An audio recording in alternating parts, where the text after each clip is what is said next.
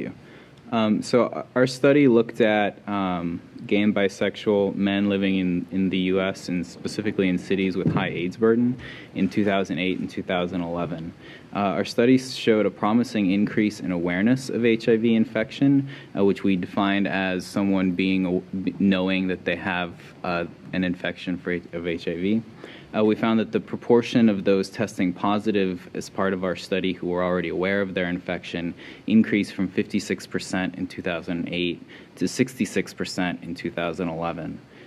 We also found that among this population of MSM or gay and bisexual men, relatively steady proportions of men were HIV infected.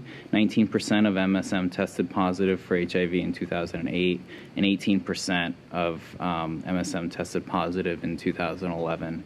So this suggests that something other than a change in prevalence might be at play among this population. Either our testing efforts are being successful, or our efforts to reduce stigma may also be being successful.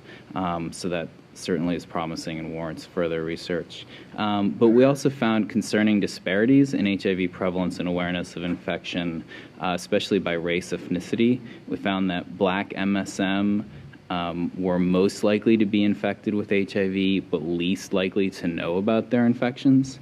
In 2011, 30% of Black MSM in the study tested positive, compared to 14% of white MSM. And 54% of HIV-positive Black MSM were aware of their infections, compared to 86% of white MSM.